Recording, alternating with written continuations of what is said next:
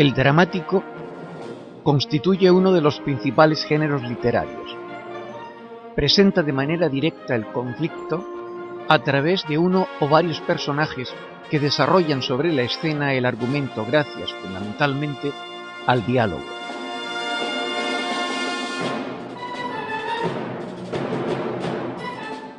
El teatro se presenta ante los posibles receptores mediante la actuación de actores sobre un escenario delante del público, en su versión más moderna, a través de series de fotografías en movimiento que sitúan su imagen en una pantalla. Las obras dramáticas están concebidas, en suma, para ser representadas. Cualquier lectura personal no es sino un ejercicio incompleto que prescinde de elementos que le son tan esenciales como la música, la iluminación o el movimiento de los actores.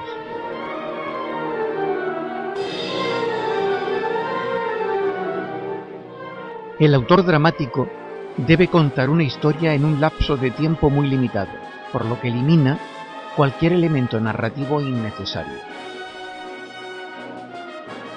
El argumento debe captar la atención del público durante toda la representación, por lo que se recurre a establecer cada cierto tiempo un momento culminante o de clímax que dirige la historia hacia su desenlace.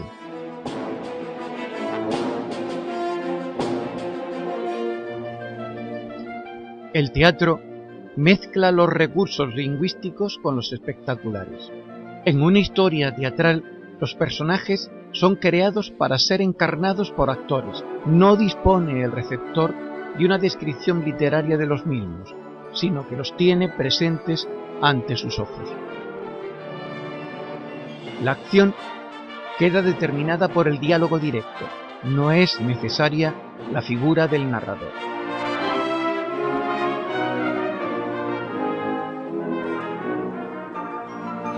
Si un lector observa el texto escrito de una obra de teatro, descubre la inclusión de indicaciones acerca de qué debe aparecer sobre el escenario o cómo habrán de actuar los personajes. Estas instrucciones se denominan acotaciones.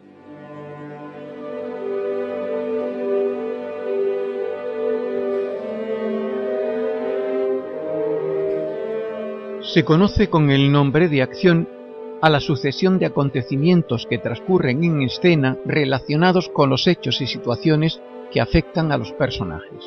Dicho de otro modo, la acción es el argumento que se desarrolla ante nuestros ojos.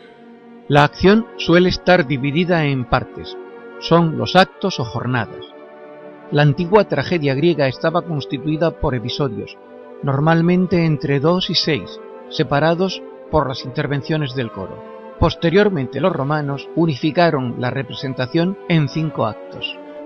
Fue a partir de Lope de Vega, a finales del siglo XVI, cuando se redujo la acción a los 3 actos actuales que generalmente coinciden en su contenido con cada una de las estructuras que constituyen el hecho narrativo: presentación de personajes, lugares y hechos, desarrollo de la trama o el conflicto y desenlace final.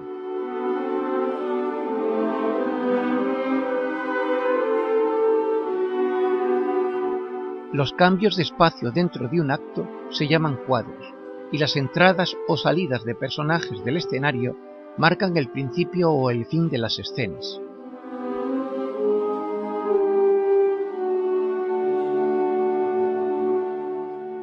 Los personajes son quienes llevan a cabo la acción dramática a través del diálogo. Se valen de mímica y gestos para complementar su palabra. Esa gestualidad suele obedecer a las acotaciones del autor o a las indicaciones del director de escenografía.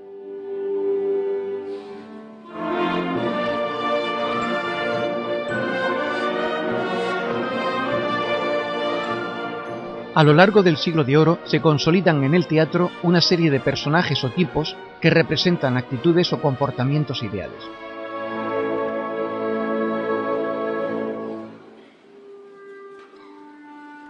Son la dama, el galán, el gracioso, el criado criticón o el soldado presumido y fanfarrón.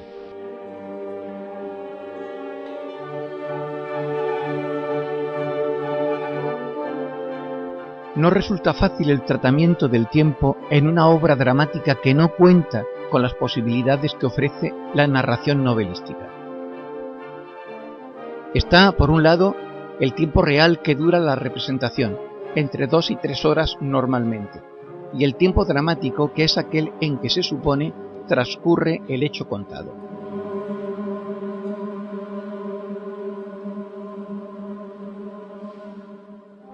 Para regular el problema del espacio y el tiempo teatral, Aristóteles estableció la regla de las 3 unidades, según la cual la acción de una obra dramática solo puede abarcar un día, desarrollarse en un solo lugar y contar un solo hilo argumental.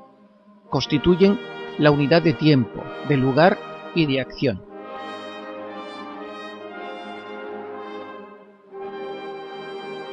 Será otra vez Lope de Vega quien rompa con estas reglas, considerándosele por ello el padre del teatro moderno.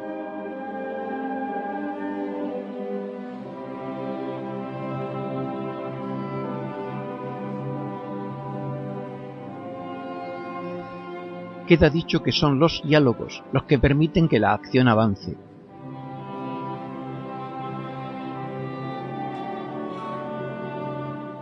En algún momento, un personaje puede apartarse del resto o desviar la mirada y hacer un comentario en voz alta destinado al público.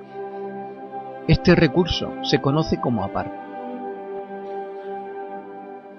Se utilizan los apartes para que los personajes den a conocer sus reflexiones, hagan comentarios malintencionados, informen al público o establezcan con él una relación de complicidad que incremente su interés. Otro recurso notable del teatro es el monólogo. Se denomina así al discurso que un personaje, solo sobre el escenario, pronuncia para sí mismo. Suele tener un carácter lírico y reflexivo y una extensión variable. Hoy, el monólogo es una herramienta muy utilizada por ciertos humoristas.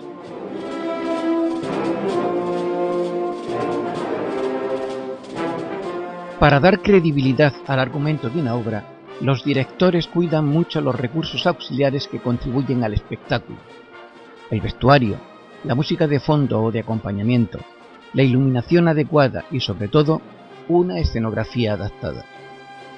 En el teatro medieval, estos recursos eran casi inexistentes, por lo que los espectadores debían utilizar más su inteligencia a la hora de contemplar una obra teatral.